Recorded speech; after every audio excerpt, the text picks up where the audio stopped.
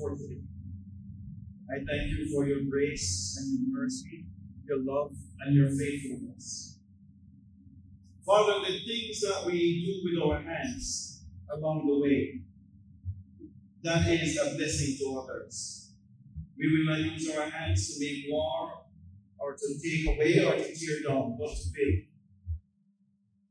We thank you for this group. We thank you for the people who stretch their hands to help.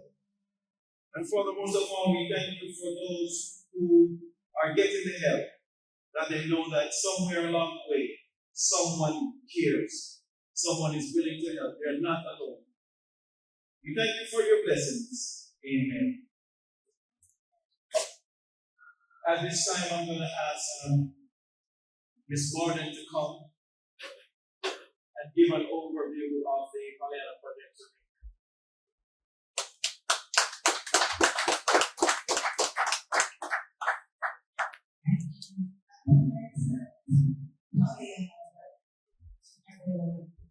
Thank you for being here. All protocol observed. It was the year 1994 in which a vigil was born when a baby dreaming Carmen and taking in his body. Quietly called her to God, or stirred into a deep conversation or emotional discussion during the Christmas song. Without hesitation, the passion of love for the children in the community came alive in Anna's heart, and the Christmas tree was lit, which 34 children were blessed. Almost 6 months later, Miss Poppy referred to that. However, the dream grew strongly in the children's hearts, embracing the mission statement to provide humanitarian relief for poor children by way of donating educational supplies, basic necessities, and furnish a stable educational development so they can be lifted from sustenance to a life full of protection and promise.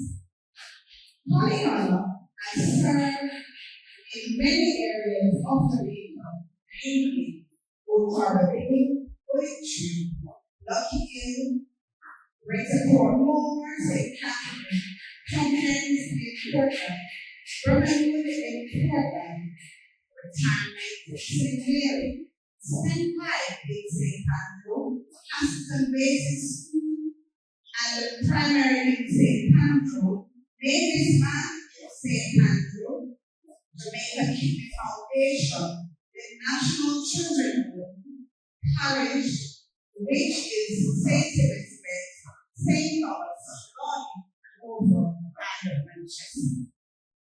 It is the intention of the Pollyanna Project to continue creating a learning environment, and so we have equipped school with libraries of which Kessandra James primary is the beneficiary.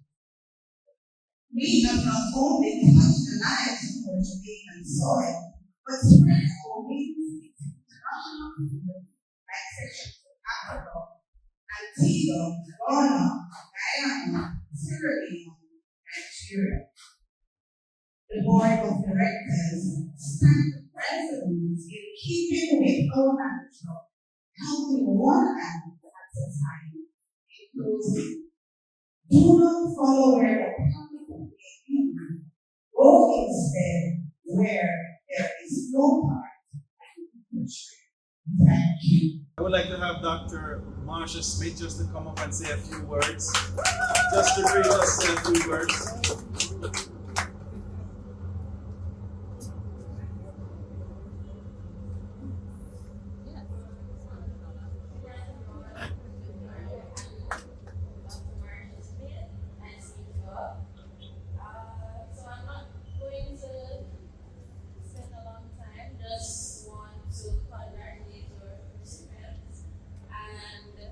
I was unconscious about myself when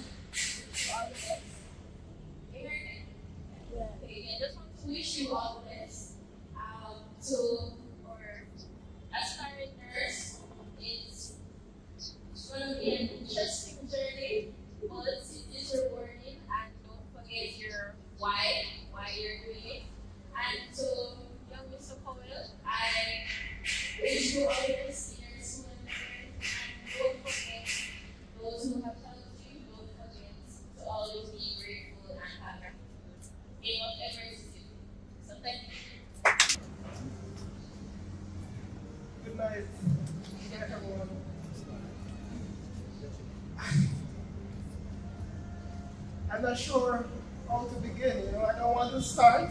I might not finish. So,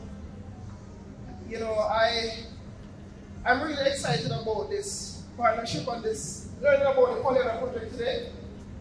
When I was on my way here, I started to remember my days as a student, going through high school, and where I am now as a medical doctor. Seeing the work that the foundation is doing, it reminded me of when, you guys can hear me, right? Okay. It reminded me of when I started my journey. And even though I'm a medical doctor, I will tell people, I now have the experience now and the authority to look at somebody who is in a position, an unfortunate position in terms of young person in poverty, growing up without help. There are foundations like the Pollyanna Project that helps. If I must share with you, growing up, I wasn't so fortunate. Old Harbour, this is where I grew up. In the market is where I used to earn. I used to sell in the market. So that's why I said to you, if I don't want to take up the entire night, but persons who form foundations, other societies, they were the ones who gave me an opportunity. Donations, scholarships, and that was the only way a person like me, who used to sell in the market, back juice on weekend, after coming from school, could leave from becoming a regular. When I was young, Mikhail, probably younger, my dream job. Could anybody tell me what they think my dream job was as a child? Well, let me tell you, my summer job was packing back at the supermarket downstairs and you walk to the town, S-Mart. Anybody know S-Mart? Yeah. I was packing back at S-Mart when I was a student. And my dream job was, no, I wish. My dream job was hopefully one day I could get a job to pack the shelf. I could get a promotion. So as a youngster, my role models were persons in my community. So that's what I saw, and I was like, how much you get for your pay? And he was like, yeah, I got like 6,000. At that time, 6,000 was a lot. And I was like, yeah, man, that's the job I want. And then when I went to Old Harbour High School, that's where my eyes opened. I was like, there's more to it than just packing shelves. And then I met Mr. Ware, he became principal in 2007. And I was telling my students today, because I still coach a Christine, I said to them, Mr. Ware said to me when I was here, the vehicle out of poverty is your education. And that is why I joined the Christine. Foundations came, the school, outsiders, they gave me scholarships. I was able to attend UE. So I left from being a poor student, attending school, no help. It was difficult. In grade 7, I was at the lower stream because all I could think about is following the students who were in my community. I'm from a community called Pollyanna. Anybody know Pollyanna? Really? That's where I was from, in Leone. I used to ride bicycle, scooter. That was what I wanted to do, what I did. Until I went to Old Harbour High School and joined the Christine. And I found out that the vehicle out of poverty is education. And then I started getting some help, my guidance counselor, the principal, and then moving from a low stream to becoming deputy head boy, first deputy head boy, to becoming student council president. I was on the school board. And joining the quiz team, from helping to carry the books to becoming the captain of the quiz team. And then in 2014, I started the University of West Indies, still poor. I wanted to be a doctor, but I was told, you probably have to put on that dream because you can't afford it. And I went and I did a Bachelor of Science degree in chemistry and psychology. And even after that, I was still poor. So I said, what's next? And I started a master's in chemistry, in food and agricultural technology. And I was trying all that I could because I still wanted to be a doctor. At one point, I was a teacher of chemistry at Old Harbour High School. Until one day, I decided that I'm going to try this again. I want to be a doctor. And I started searching, and I found a scholarship. And I left Jamaica in 2019. And in 2025, I'm a medical doctor in Jamaica. Right, so thank you guys for the effort and the work you're putting into functions like these towards students. All right. Just a short speech here I put together. Education is a right, not a privilege. Unfortunately, so many young persons are denied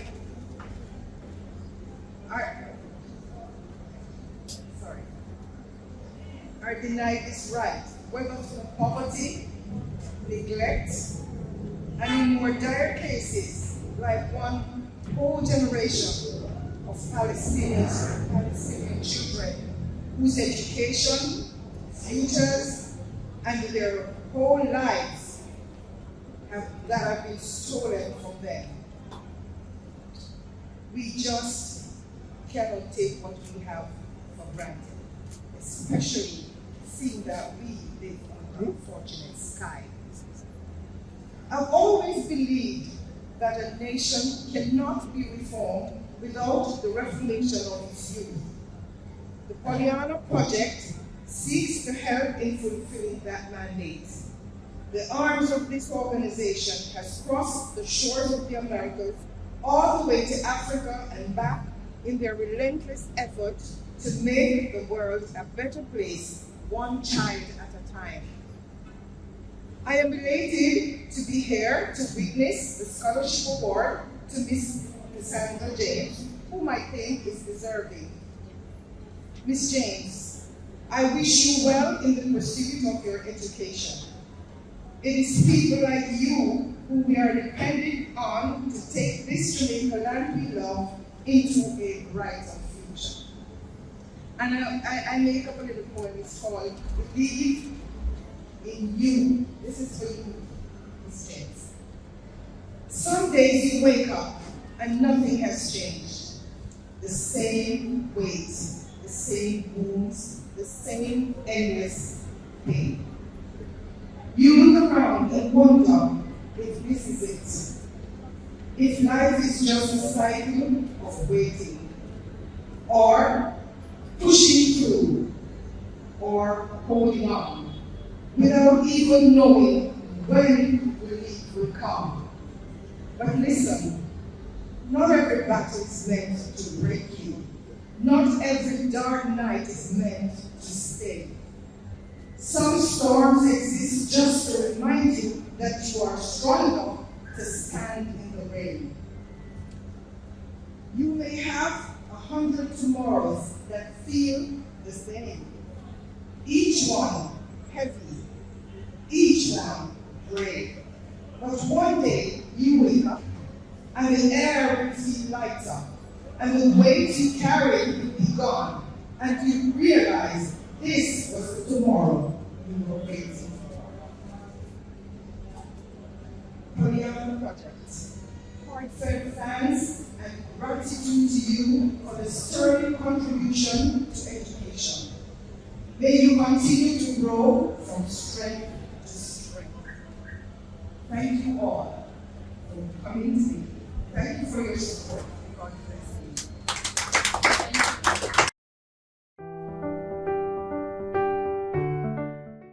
Right now we're going to get into the reason why we are here, the meat of the matter. And I would like to invite Mr. Powell to come up, and also principal above principals and mentor above mentors, Dr. Warren. You know, I've been to many Pollyanna Project awards ceremonies. And I'm gonna tell you a truth right now.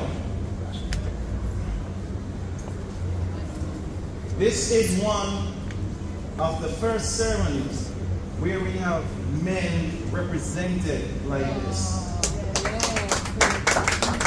When we do the children, whether it be 100, 500, or 1,000 children, it's always the children and their mothers. The fathers are never there.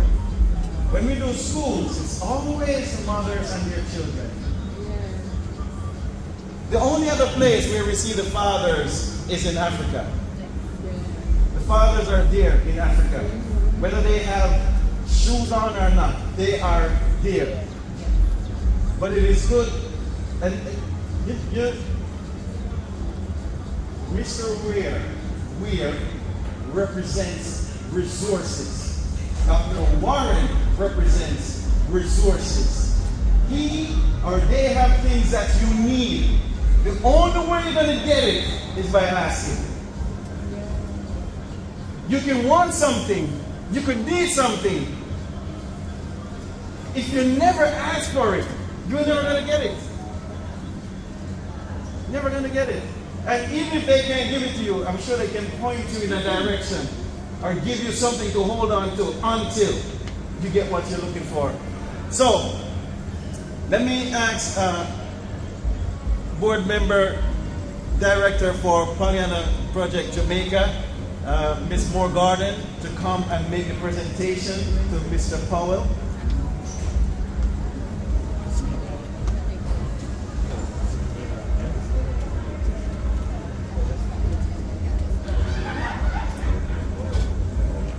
I want to take myself out of the way so that the cameras can. Mr. Powell, it is indeed a pleasure and honor to be presented to the youth of our next development stage in life. I always loved boys. When I was growing up, I wanted to have 6 boys. Never happened. I only have one. And the future, my declares that the men is ahead. And if we lose you, we're losing the head of society. Now we're giving to a tablet or a computer. This is a beginning. It needs to research. It's not for you to play in. It's for you to be focused, for you to be steadfast, for you to dig in. When most of us here was going to school, we had to sit in the library. Now you can call Siri, you can call Google. Go out there, make the best of this opportunity, because I tell them the sky is not the limit. Rocket goes to the sky. Therefore, go past what rocket do and become who it is that God has ordained you to be. And so we present you with love.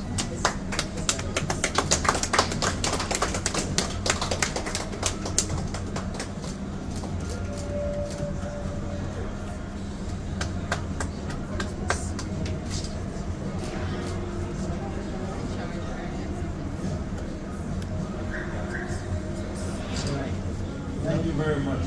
Thank you very much. So, good night everyone. As you know, my name is Mikhail Powell. I'd like to express my most sincere and heartwarming gratitude to the Pollyanna Project. You know, I thought these types of organizations only exist in theoretical utopias or movies, but my presence right here shows me that I was wrong. And I'm so enamored with the idea of this organization and the core beliefs that it strives to achieve. Again, as all of our high students do, I will do hard work, and as my principal always said, I will go into the pursuit of excellence.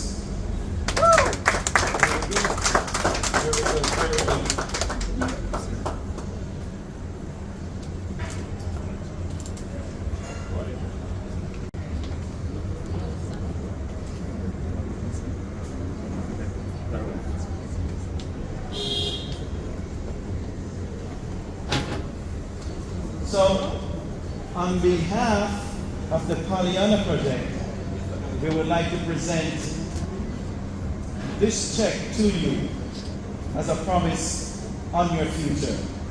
We are betting on you. If we were betting people, we have full confidence on this bet we're going to make. We are betting on you. So on behalf of the Pollyanna Project, we would like to be there when we can for you. So this check is donated by the Pollyanna Project to Kessandra James in the amount of $1 million Jamaican dollars. Wow. And for a nursing student, this is probably 2 years tuition. So I think this is a big moment, so it should be more noise than that.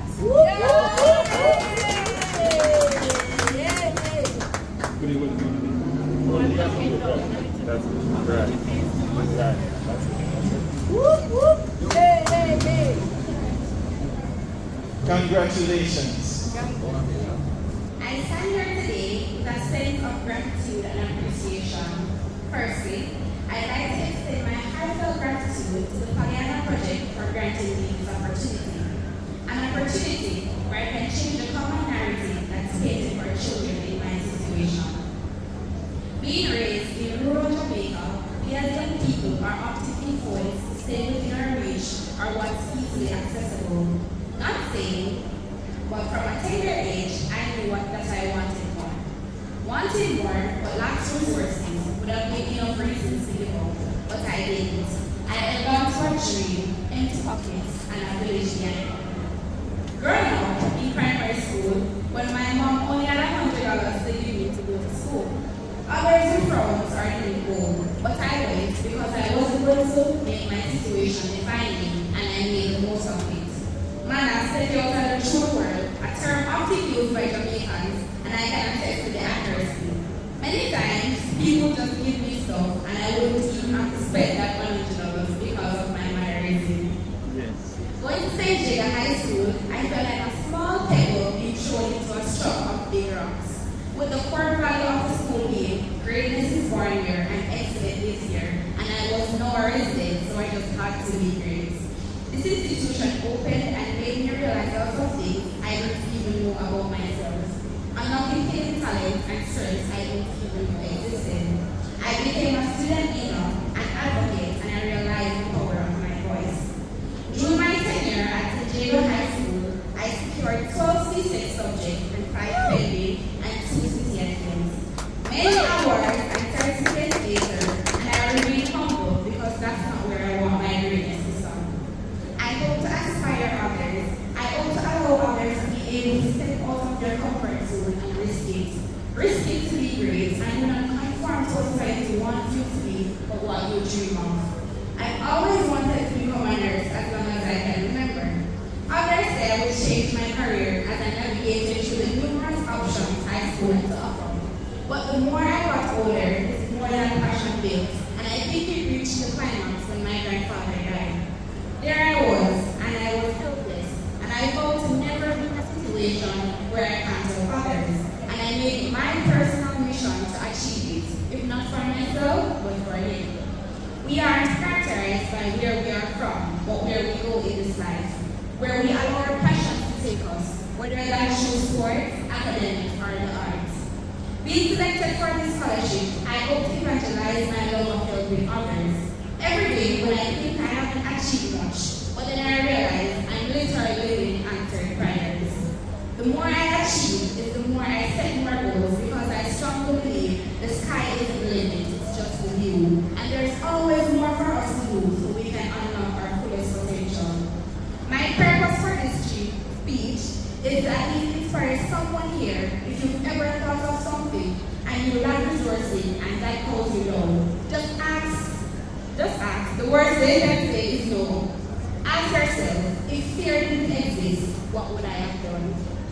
In closing, I hope this program continues to bring young people like myself dreams into reality. Thank you for assisting with my education from fifth form up until this moment. I pray it expands and it helps not just me, but others in the future. Thank you once more and for this opportunity, and thank you for listening.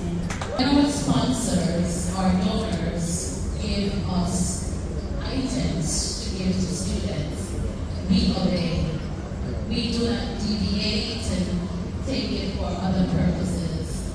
And so one of my donors called and she said, Donna, I have a computer for a child. Identify that child. And so when I reached out to Mr. Ware, because we've been having dialogue for a while, and so the conversation, I said, we want to be able to give to, I want to be able to give back to Old Harbour High School. That's my alma mater. That's where I got my start. And so I want to go return to Old Harbour High School, moving forward to do my part in exceeding what I've already started. Kessandra came to us. I think it was 2 times we gave you computers, right? She came once and then she came and she got a computer twice. And it's just her demeanor. And the fact that she reached out to me and said, Auntie Donna, I have succeeded. I got 9, was it 9 subjects at the time? I got 9 subjects and I'm going to go to 6th form and I'm going to do this. And she did it. And when she called and she said she's going to tech and she needs help, I did not hesitate. I knew at the first moment that we were going to help you, but we had to put you through the ringer to see how much you want to help. Right? Yeah, we had to do that. And so it's community, it's children, it's really, I'm living vicariously in Leone. And for that, it's intentional living. From her, hearing from both of them, I don't have an expectation they're going to succeed. There is no expectation. The sky is just part of their limits. It's none at all. So there's no expectation. She will succeed. And even if any of them fall, we just will drag them across the finish line. Yeah, if I go hard, you're going to hard you. If I go pull you, we're going to pull you. We don't have to get to the finish line. You understand? Right, Auntie Audrey? We must get to the finish line. All right? I'm going to say thanks to my donors. The Brooklyn Nets, they're all here, also refrigeration. These are persons who trust us to do what they are not able to do. And I just want to say thank you. With each donation, I personally become smaller. I've often said that. It humbles me that someone trusts me. And so because someone trusts me, I must continue to work. So I want to thank all of my donors and sponsors.